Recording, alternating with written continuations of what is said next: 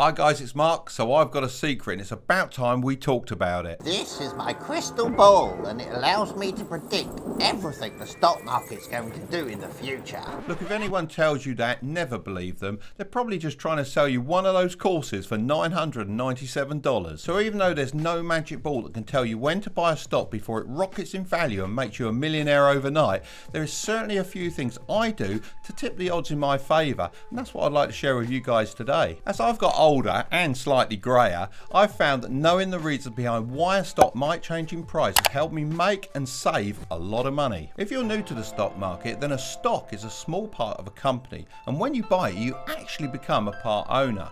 The idea is to buy parts of a company that you believe will go up in value so you're able to multiply your money without doing any extra work. But let's face it, investing in the stock market can be pretty confusing and most people just pick companies on a whim. However, that's not how I do it. So by the end of this video, you'll know my actual strategies for picking great stocks. And don't worry, I won't be trying to sell you anything, so you can just sit back and relax. So there are two main ways to attempt to predict the stock market. These are called technical and fundamental analysis.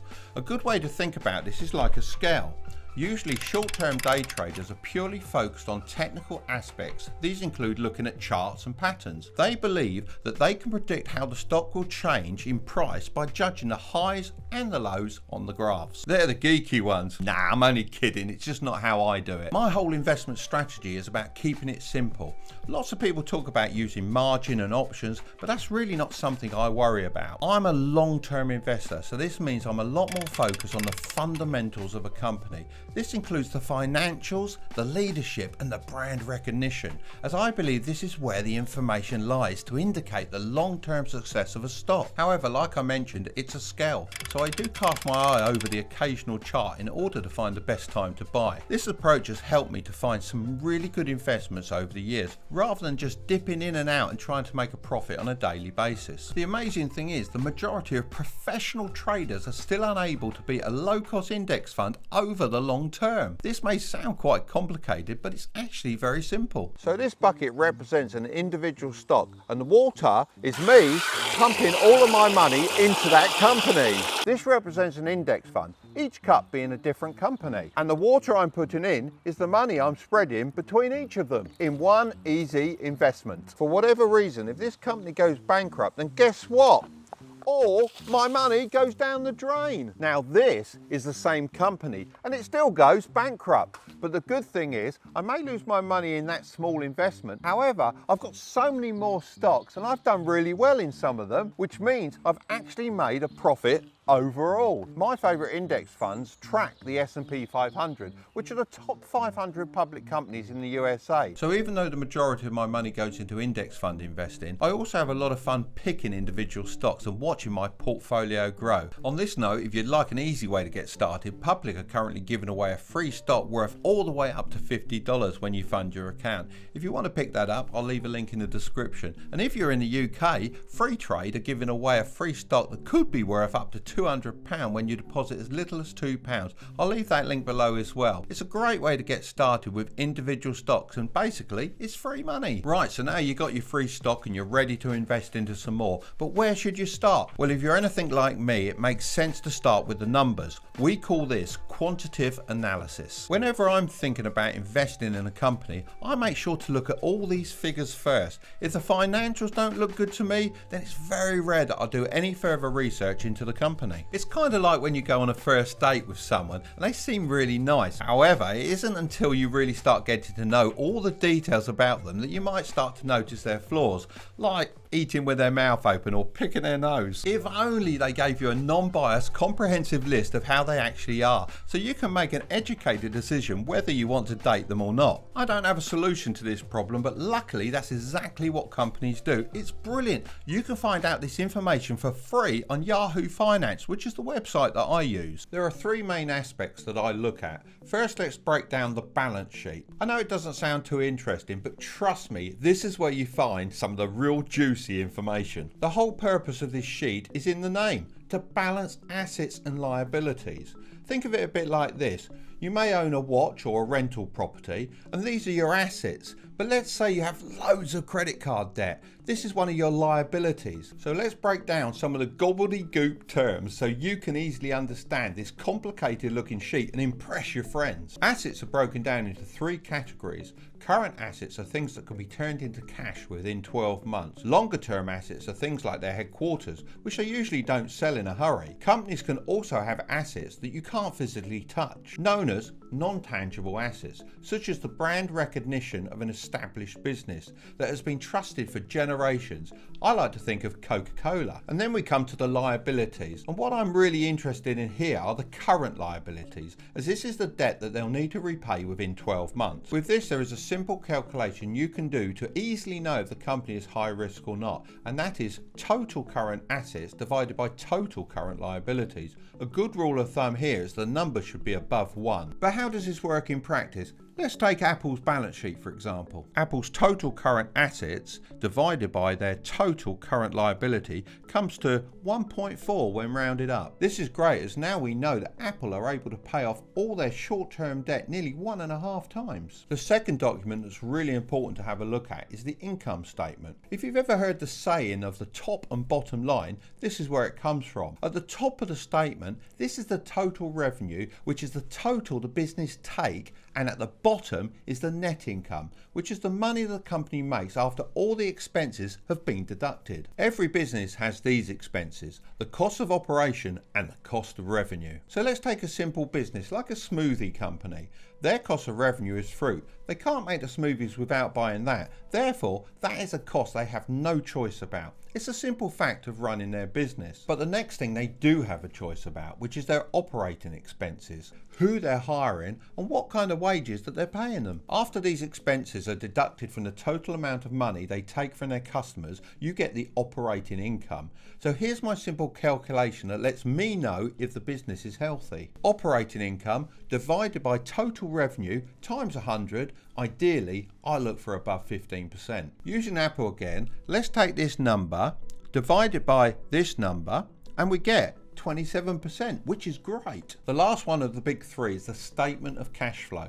I'm not going to spend too much time on this one, as when you boil it down, it's pretty simple. The main thing I look out for is if the company I'm investing in has increasing free cash flow year on year, which is money they can use to reinvest or pay back to investors. A big red flag here is sometimes I see the cash flow is negative, but the company is still paying dividends back to its investors. It's just unsustainable, and eventually the business is just going to run out of cash. Now, once I've had a good look at all these numbers, it's time to get into the juicy stuff, and that's all about analysing the qualities of a company. This is known as qualitative analysis. One of the qualities I look for is brand recognition. When I say the word Apple, most people think about the company rather than the fruit. I know I keep referring to it, but it's a great example of amazing brand recognition that won't be going away anytime soon. Being a household brand name comes with a lot of consumer trust, so when they launch a new product, people are much more likely to try it out, especially if it's something unique or groundbreaking, such as the iPad. And we'd like to show it to you today for the first time. And we call it the iPad. This helps companies like Apple shape our future and create entire new markets and revenue streams. Another great example of brand awareness is Coca-Cola. It's the second most recognized word in the world after OK. Something that really affects price movements is the news. I always keep an eye on it, and in particular rumors on social media. You may have heard about the whole GameStop situation, where a small bunch of retail investors managed to outsmart the top hedge funds by finding a flaw in their strategy. They were able to use this to their advantage and earn a lot of money. Tonight, it's Wall Street's David versus Goliath. The struggling video game retailer GameStop skyrocketing about 8,000% over 6 months. But once the news broke and more people started to jump onto the bandwagon, the big profits had already been made. This is a great example of the age-old saying, buy the rumour, sell the news. I learnt this valuable lesson during the dot-com boom in the 90s. When I started investing, people were amazed that I was pouring money into companies whose main asset was a .com domain name. However, within 6 months, it seemed that everyone's telling me that they were buying shares in .com companies, even my hairdresser. I decided to start selling to buy more real estate just weeks before the bubble burst, and I managed to save the majority of my profits. Others weren't so lucky. Everyone thought that internet businesses were the future, and they were eventually right. However, most of the original companies never recovered, and I saw some of my friends make millions just to lose 90% of their investment when everything crashed. Only a handful of companies managed to weather the storm, such as Amazon. This showed me that the hype generated by the news and other people talking about it really just caused the prices to get out of control and become unsustainable. So whenever I feel like hype is driving the price of a particular stock, I know that it probably isn't a great long-term investment. Although with the .com bubble, it is true that a lot of companies did rebound eventually. The next important factor is the leadership of the company, even more so nowadays with social media, and what the leaders say is having a huge effect on the price of the stock. A prime example of this is Elon Musk, who is very clearly the visionary behind all of his companies, one of them of course being Tesla. Just imagine if Elon Musk decided he was bored of making electric cars and tweeted that he was standing down from Tesla to focus on SpaceX and his mission to colonize Mars. I think this reliance on Elon Musk is one of Tesla's greatest strengths, but also one of its greatest weaknesses, as the company is highly affected by his actions. This brings me to my next point, which is to look out for emerging future industries like electric vehicle technology, which Tesla is leading the way in. These types of investments are really your growth stocks. My friend Simon Squibb often tells me he believes that in the future, doctors will be replaced by artificial intelligence. This sounds like the stuff of science fiction. However, when I was younger, this was what I used to see on Star Trek. Spock here.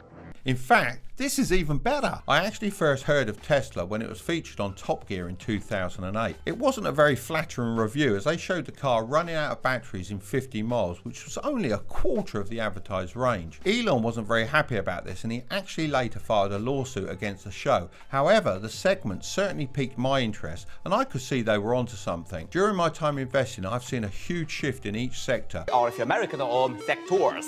Let me take you back to when I was younger, if you can imagine that far back. I remember sitting at my grandma's house and watching this guy come along with a sack of coal on his back, which he would deliver to my grandma so she could heat her house. Nowadays, most people use gas, so no more Mr. Coalman, and this sector is all set to change again with the introduction of renewable electricity. So that's 3 major shifts that I'll experience in my lifetime. If I'd been stuck in my ways and not taken notice of these changes, then my investments would have been left in the past, just like the coal industry. So before investing in a stock, I always think about whether a future shift in sector will have a positive or negative impact on that company. But how do I predict when the best time to buy is? You don't, but there's a strategy I use to get around this, and it's called dollar cost averaging. Let's imagine you were to invest once a month for 3 months. Month 1, the stock might cost you $200. Month 2, $150, and month 3, $130. Of course, if you knew it was going to dip to $130, you'd have bought then.